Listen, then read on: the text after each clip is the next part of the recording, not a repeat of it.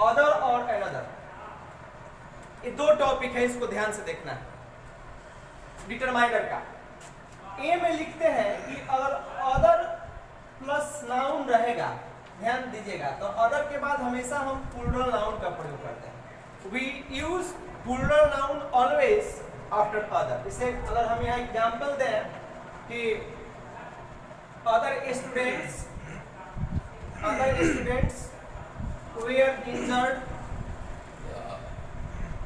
तो देखिए यहाँ पे अदर के बाद स्टूडेंट्स आ गया। उसी तरह से अगर बी में हम लिखें, इसका पॉइंट जो बी है इसको थोड़ा सा ध्यान देना है। बी में अगर हम द प्लस अदर लिखते हैं, द प्लस अदर, तो इसका मीनिंग होता है the second of the to, the second of the to, ये दो में से दूसरा। ध्यान दीजिएगा, द अदर का मीनिंग होता है the second of the two. जैसे कि एक लाइन है, अगर मैं यहाँ पे एग्जाम्पल दूं कि I want the other book, I want the other book, यानी I want the second book not first. तो यहाँ पे द अदर का मतलब हो गया the second of the two. जैसे एक और लाइन, एक कविता का है, रॉबर्ट फ्रॉस्ट की कविता है द रोड नॉट टेकन, जिसमें एक लाइन है कि he took the other just as fair, he took the other just as fair। तो देखिए यहाँ पे द अदर का मीनिंग हो गया he took the other, he took the other। तो यहाँ पे द अदर का मतलब है the second of the to. तो अब आपका हो गया ए और बी। सी में देखिए थोड़ा सा, सी में क्या है इसको समझना है। सी में देखना है कि अगर हम अदर देन लिखते हैं, अदर प्लस देन, तो इसका मीनिंग होता है एक्सेप्ट, EXCEPT, यानी को छोड़कर, यानी बट का प्रयोग भी हम एक्सेप्ट के सेंस में करते हैं। ब्रैकेट में मैं यहाँ लिख रहा हूँ बट का एक्सेप्ट के प्रयोग। जिसे अगर हम एग्जाम्पल यहाँ पे दे दें कि other than Ram, other than Ram, यानी राम को छोड़कर, his brother was punished, his brother was punished। तो यहाँ पे देखिए अदर देन हो गया। और डी में हमको समझना है, डी में another जो है इसका मतलब होता है कि मोर देन वन, माने एक और, एक से ज्यादा के लिए हम अदर देन का प्रयोग करते हैं।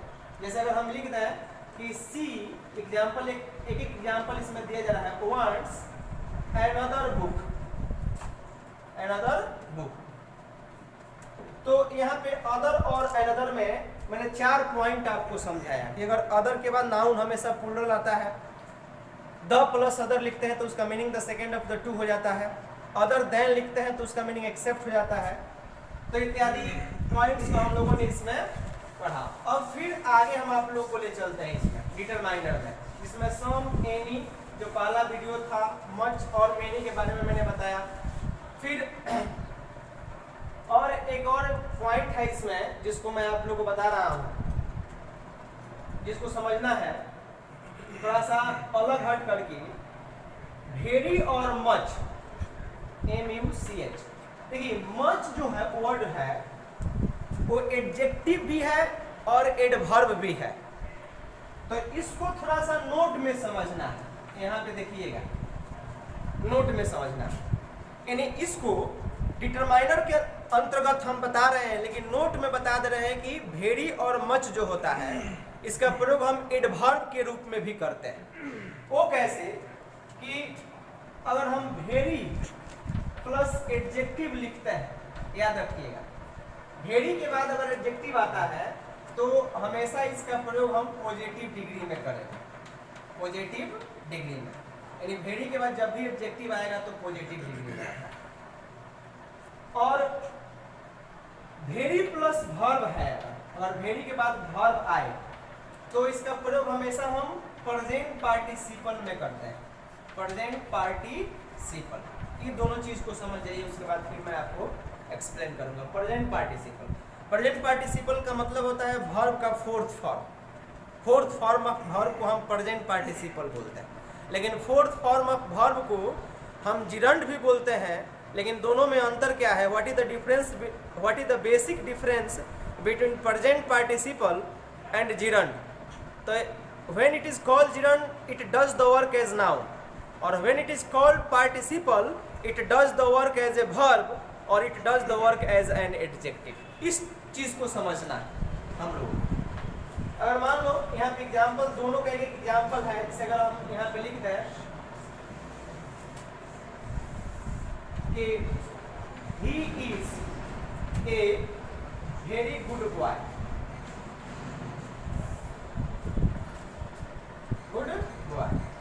अब देखिए यहाँ पे गुड वेरी हो गया, जिसके बाद गुड पॉजिटिव एडजेक्टिव हो गया। और दिस, अगर यहाँ पे और एग्जाम्पल लिख रहे हैं कि this story is very interesting, this story is very interesting. तो देखिए यहाँ पे वेरी के बाद इंटरेस्टिंग V4 हो गया, यानी प्रेजेंट पार्टिसिपल। एक बेसिक डिफरेंस। अब इसके बाद फिर आप देखिएगा, जो मैं आपको बताऊंगा कि मच में भी इसी प्रकार का अंतर है। मच में, नोट में ही इसको समझना है। अगर मान लो कि मच प्लस एडजेक्टिव आता है, तो एडजेक्टिव जो होगा हमेशा आपका रहेगा कंपैरेटिव में, और मच प्लस वर्ब रहे तो हमेशा ही रहेगा आपका पास्ट पार्टिसिपल में, पास्ट पार्टिसिपल। याद रखिएगा, यानी प्रेजेंट पार्टिसिपल का मतलब है वर्ब का fourth form. Fourth form of verb is called present participle, but it has two works. First it does the work as a verb, और first it does the work as an adjective. लेकिन दोनों रूप में V4 में ही रहेगा। खैर, इसको थोड़ा समझिए। जैसे अगर यहाँ पे एग्जाम्पल दे दिया जाए कि he is much better than your friend. अब यहाँ पे देखिए, मच के बाद एडजेक्टिव कंपैरेटिव में हो गया, और यू आर मच टायर्ड। तो यहाँ पे देखिए मच के बाद जो वर्ब हो गया आपका V3 हो गया। तो यानी मच के बाद जब एडजेक्टिव आएगा इसको रखेंगे हम कंपैरेटिव में, और मच के बाद वर्ब आएगा इसको हम रखेंगे पास्ट पार्टिसिपल में, जैसा कि यहाँ पे बोर्ड पे आपको दिखाया गया। फिर हम just we proceeding the next point. अब फिर आगे हम बढ़ते हैं डिटरमाइनर्स में। इसको ध्यान से देखना है आप लोगों को। अगला पॉइंट डिटरमाइनर्स में हमारा हो जाएगा use of enough. Use of enough, इसको समझिएगा। यूज ऑफ एनफ, सबसे पहले अगर हम एनफ के मीनिंग को बताएं आपका, तो लिख सकते हैं कि it means more than the required or limitation।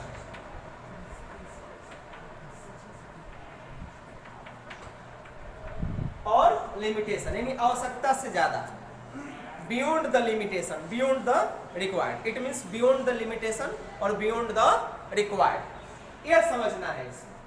अब एक चीज समझना है हम लोगों को कि एनफ प्लस काउंटेबल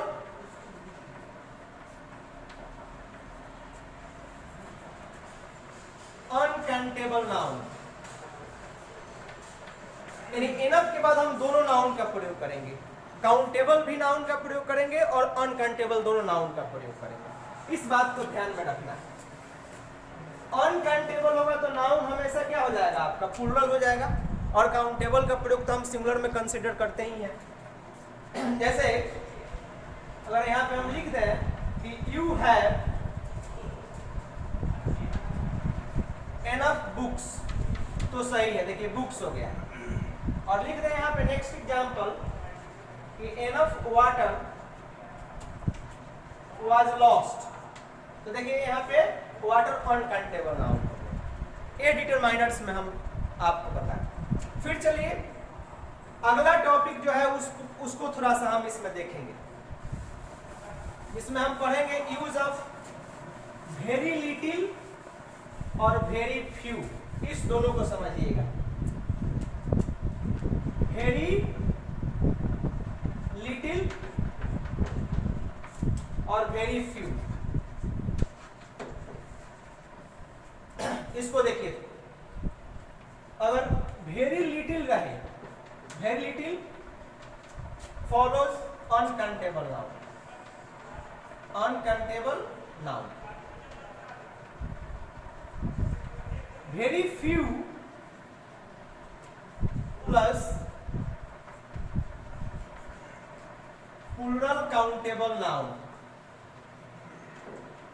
यानी वेरी लिटिल के बाद जब भी नाउन होगा वो अनकाउंटेबल होगा, और वेरी फ्यू के बाद जब भी नाउन होगा वो काउंटेबल होगा बट प्लूरल होगा। जैसे अगर हम लिख रहे हैं कि very little water has been lost, और फिर next example very few leaders are honest, next example हो गया। तो इसमें हम लोगों ने एनफ का प्रयोग पढ़ा, मच और वेरी का प्रयोग हम लोगों ने पढ़ा, फिर हम लोगों ने वेरी लिटिल और वेरी फ्यू का प्रयोग हम लोगों ने इसमें स्टडी किया। फिर इसमें एक और पॉइंट है जिसको स्टेप बाय स्टेप मैं आप लोगों को बता रहा हूं।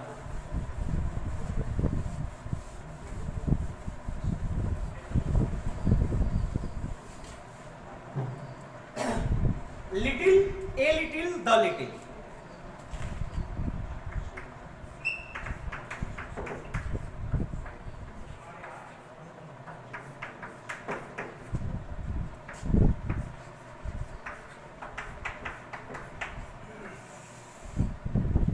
Little, a little, the little.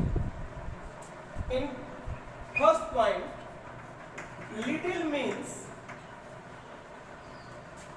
hardly some, hardly some, and